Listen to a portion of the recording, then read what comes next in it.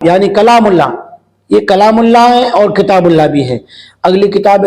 کہتے ہیں کتب یکتب کے معنی لکھی ہوئی چیز، آسمانی کتابیں صحیفے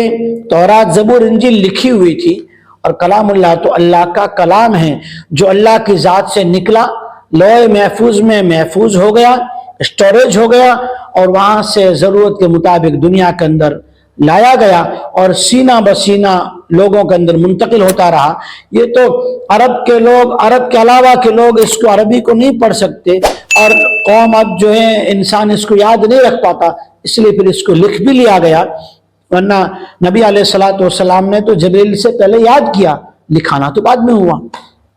تو یہ کلامullah ہے اور کتابullah بھی ہے۔ یہ کتاب وہ ہے جس کو ہم نے اتارا، برکت والی بھی ہے، گھروں میں برکت کی تعویذ کے بجائے تلاوت کی جائے تو یہ برکت والی بھی ہے، اور تصدیق کرنے والی ہے، سچ بتانے والی ہے ان باتوں کو جو تورات میں ان کے سامنے موجود ہیں۔